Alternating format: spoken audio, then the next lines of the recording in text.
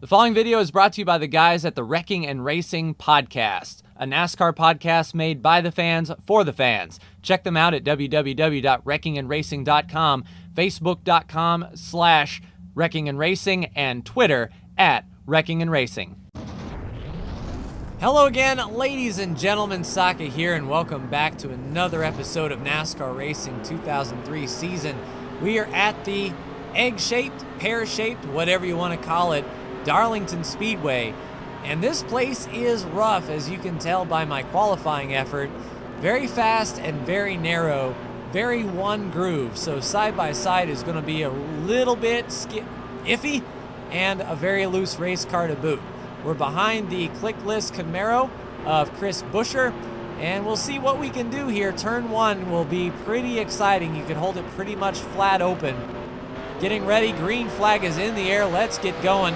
We'll stay behind the 37 here, up through the gears, and try to stay in line and not let anybody by. It really narrows up. They want to be right by the wall, and the car is very sketchy. If we can power under Eric Almirola, all the better. They stack up on the outside line. I'm not going to push the issue into turn three. Turn three is very difficult to get into. As you can see, the car really start to slide out there, and side by side through 3 and 4 is doable, but not advisable. Let's get a run under the Arctic car here, and turn one should be okay. We'll be on the bottom and get the power back down very quickly and see if we can catch some momentum here. If we can get to catch these guys side by side, more power to us. Let's get under the 17. Now I'm going to think better of it. The 95 of Casey Kane out there moves to the outside. They can drive into turn 3 a whole lot better than I can. It is just really wicked loose on the bottom and on corner exit. So this half of the racetrack, I'm pretty decent at. We can really get the power down through turn 1 and hold it. And then from turn 3 through turn 4 in the front stretch is where I'm really going to struggle. We got cars that wants to go beside. We'll give the 95 a shove, see if we can get by Stenhouse and that Sonny D Ford. Ryan Blaney up top behind Jimmy Johnson. He's got some of those black rear corners. I don't know if he's trying to skirt the inspection process, but Jimmy needs a good run this race. He is on the bubble. And if he's running back here with us, that doesn't bode well for his chances here. Good run and finally getting single file. Now, as you can see, the cars going through turn 3 are pretty much single file. There's Brandon at the very top left of your screen in front of Paul Menard in that wreckingandracing.com Camaro. We'll try to catch up to him as best we can here. See if we can get on the bottom of the 95. He looks under the 1. We'll follow him through. It's almost like a plate race through here. You're pretty much wide open on the line that moves, and Kurt Busch was scraping, comes down into us a bit. Let's get back up into the racing line and straight braking if we can for turn 3, and we'll keep them cleared. We can get out to the wall just a bit. The car still wants to come around in the rear end, but at least we have some clean track now in front of us. We can attack turn 1 as we do, and Paul Menard has been shuffled way out of line. And it's very reminiscent of a plate track for sure. He got out of the groove, and that entire bottom line went under. We can get under the 95 here. No, Kane looks to be looking to the inside, and 3 wide here is very not advisable. We'll ride behind the 95, see if we can get a run on the top here, get a pull off of the 21. We'll go in wide. Don't know how this is going to work out. Not too well for us. Car gets stuck on the wall and then pulls down hard. So we lost about 5 or 6 spots in that exchange. And Darlington is one of those places where if you miss your mark just by a bit, you're in the fence and getting that patented Darlington stripe. It might keep us out of trouble though. We do have to pit at least one time this race. We have to get past lap 12 out of 37 in order to make it to on one stop. So that's going to be our goal, is to survive until pit stops come. Green flag pit stops will be very difficult. Coming off of the banking of turn 4, the car really wants to slide. And we are making up some time on Ryan Blaney there and Jimmy Johnson, Chris Buescher, Eric Almirola, and Matt B. Burrito. And I'm trying to see where Brandon is going into turn 1 there. So Brandon has a good 5 or 6 seconds on us. the track just demands so much precision, and when I got out of the groove, it was a bad time for me. Hopefully that don't, you know, mean the rest of my race is going to go like crap, but we'll see. This is definitely one of those racetracks that demand your complete attention the entire way around, and it gives you a lot of respect for guys like Kyle Larson who can run this race right by the wall and never get off of it. Because shooting that wall and getting right up to that wall is pretty incredible stuff. We get a pull here. We're starting to really get a pull off of Blaney here. Redlining a little bit going into the corner. Jimmy Johnson trying to make the pass on the 37. He's up top by the wall. We can sort of look for him to start scraping and drop back to us. The AI is very prone to doing just that. Getting up in the wall like we just did. DiBenedetto up top. Eric Almirola pushes him to the outside. He drops back. And it really is like a plate track. We can get a good run here on DiBenedetto. If we can keep that line open, we can follow the 12 on through. Can't quite get the power down, very loose, but we should be able to get him in turn 1 here. We're setting him up nice and neat. Nope, he goes and blocks us to the inside.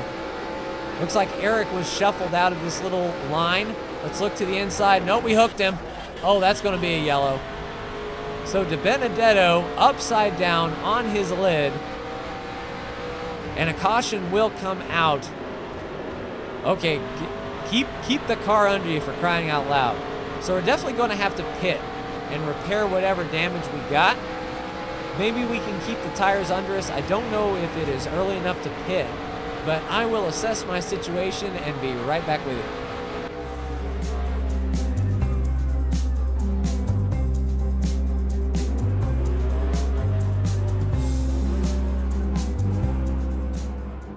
Coming down to pit road, it's going to be 4 tires, fuel, and fix whatever damage that we got from that. Hopefully it isn't too awful bad.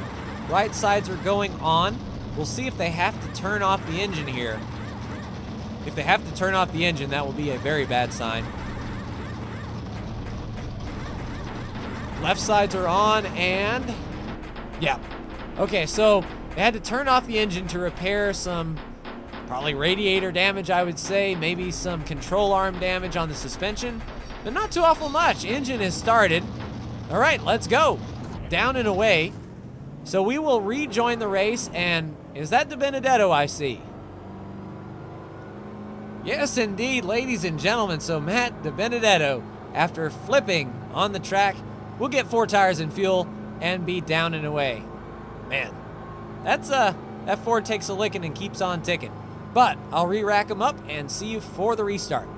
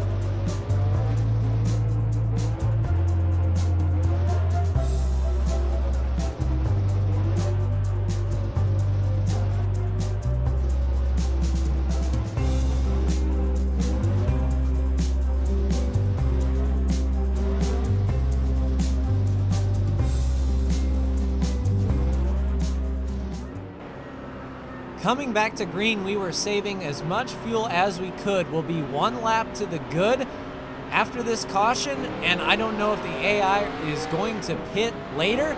That may work out in our favor. Green flag is out. We are last car in the field. Let's take this nice and easy. Let them come to us and make good positions. I'm not sure how this car will behave damaged as it is. So we will make a drive and see what we have. And if we're good enough to compete, we will get back up front. But it looks like the leaders, whoa, they're really checking up here. And spin in front, down to the apron, and Brandon seems to have got turned around Oh, they're still wrecking. Menard on his lid. There goes the 51. And Blaney pushes him through. So we will be back under yellow, ladies and gentlemen. And we made up some spots there. Brandon will probably get 4 tires and fuel. And we will see where we shake out after this restart.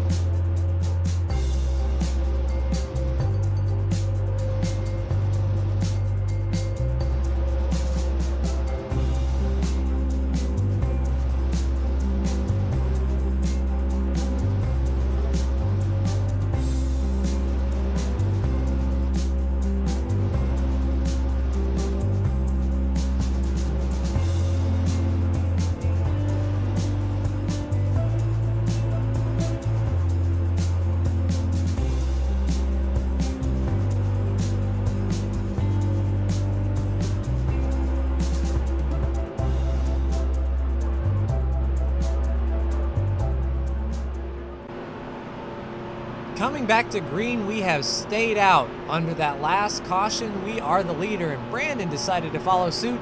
He is right behind us, and we need to get around to Benedetto as quickly as possible. I'm looking for that green flag, and green is in the air. Let's get going. If we can run a long gear here and get beside De Benedetto, we can charge into turn 1 and get away from these guys. Maybe that's all we needed, was a little clean air and let us dictate the race pace ourselves. Brandon right there in the mirror. Coming off the turn, William Byron looking strong in third. Let's see if we can get through turn 3 cleanly. Byron looks to the outside, and Byron is tough up there. He looks high and looks to be going low. Let's fight him off as best we can. We don't want to push too hard. Okay, yellow flag was out. I think the yellow flag was out when we got to the line. Were we in front of the 24? So that was nuts. We were in front of the 24 when the yellow came out, and it wasn't my fault.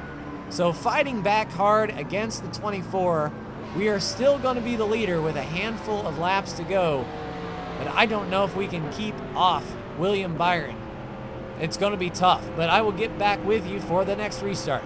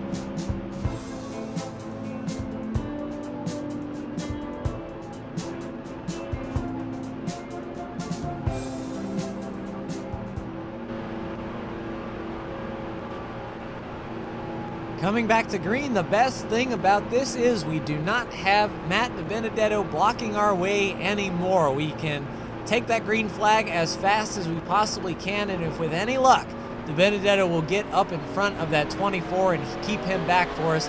Here we go, drop the hammer, green flag is out, And let's get into turn 1 as quickly as possible. Benedetto on the bottom, and he does indeed seem to be blocking the 24. So this is where we need to make hay. We need to go as fast as we can here, put as big a gap as we can between us and the 24, and just ride this out until it's over. Turn 3 is still my Achilles heel this entire racetrack. If we go in too hard, we're going to lose it, and almost losing it there off of turn 4. Can't get the power down. The longer Benedetto can hold up the 24, the better for us. We need to click off a few very fast laps, and looking in the mirror now, it looks like the 24 has cleared the 32. William Byron will be coming to our back bumper quickly. I mean, he was fast, much faster than us. I expect this to happen. We just need to keep as much lead as we can. He's side by side back there, up on top. He's trying to get a run on the high side. If they can stay side by side, that would be pretty good too. I'll take that. Although having to block 2 lanes is not good. So the 24 clears. It looks like the 2 of Brad Keselowski in the discount tire Ford. So us, Byron, and Keselowski run first, second, and third. And Byron is really making time up in turn 3. They can drive so much deeper into the corner. And this is where Byron had to look before, but the yellow flag is out. Block him, block him, block him, block him. Outstanding. So we will take the restart with, looks about like 3 laps to go in the lead. If we can get another launch like we had, we might just actually pull an upset here. So I will get it lined back up and be right back with you.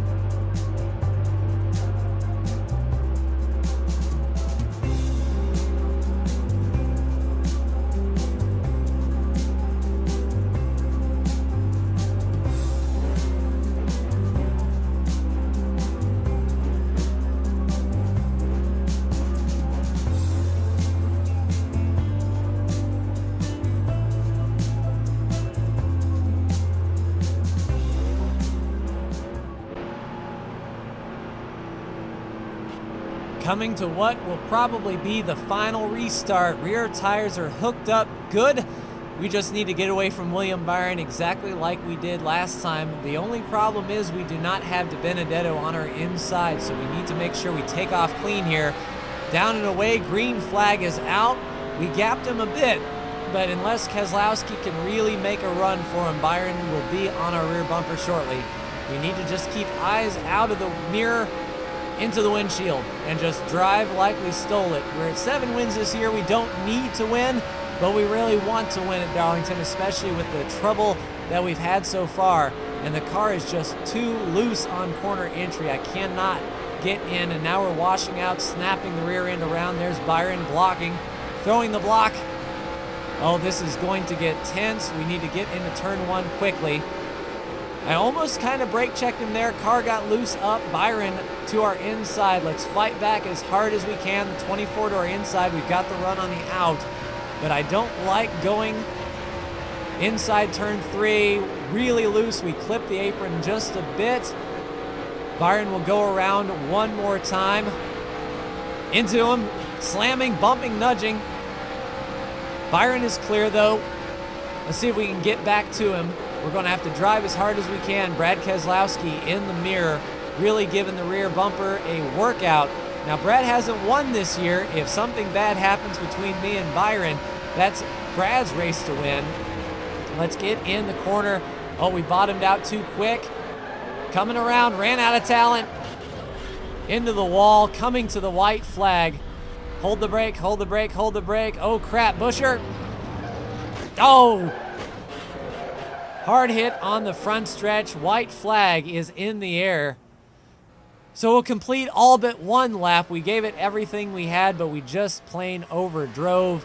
That is not going to be well for us at all.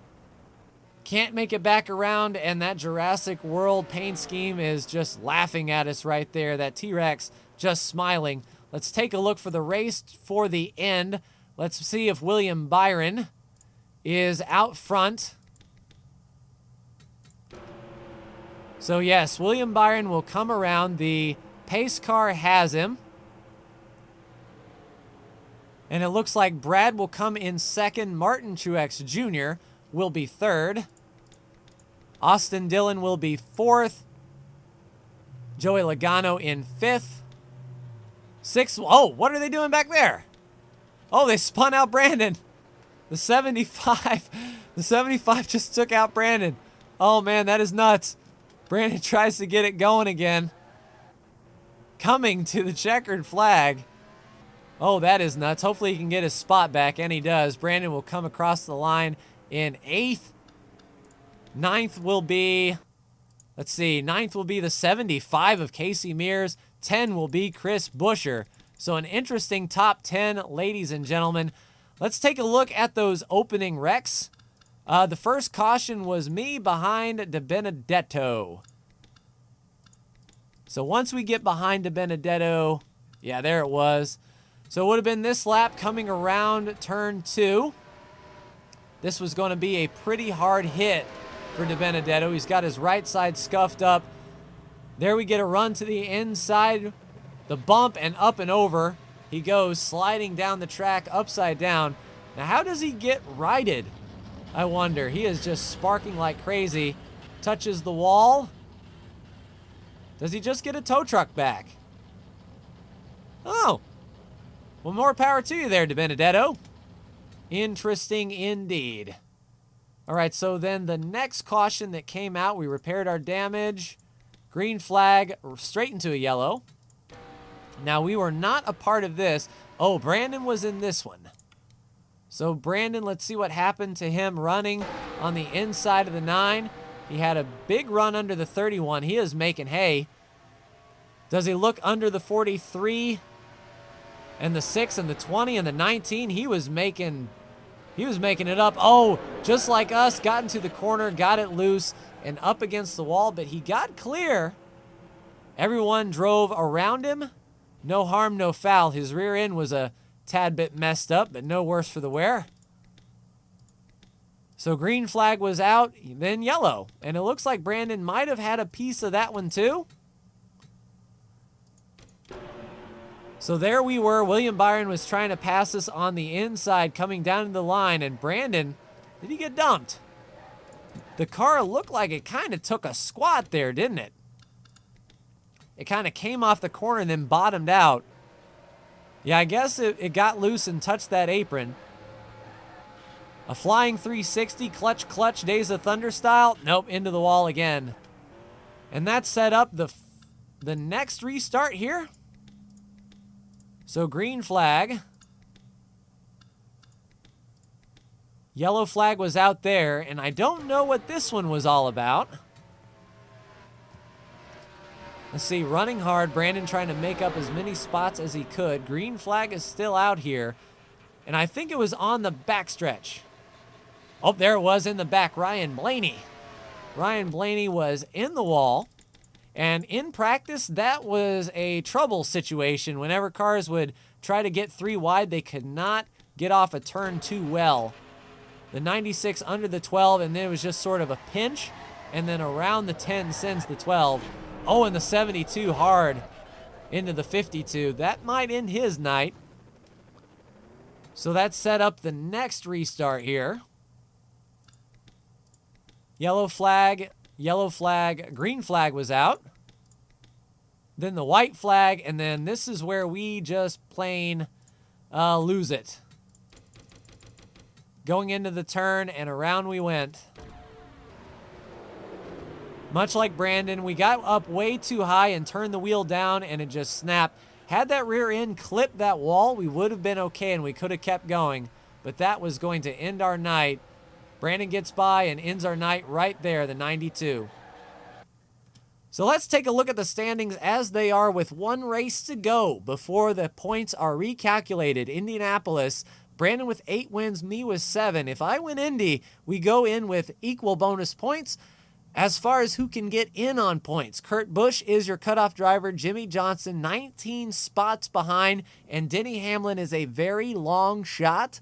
Denny would need to lead the most laps, win the race, and Kurt Busch and Jimmy Johnson would essentially need to finish 40th and 39th for Denny Hamlin to points his way in. Jamie McMurray has an 8-point cushion, but if he is, 20 points behind Jimmy, Jimmy can move in and slingshot past Jamie, and it looks like Chase and Clint are okay as long as they finish in the top 35.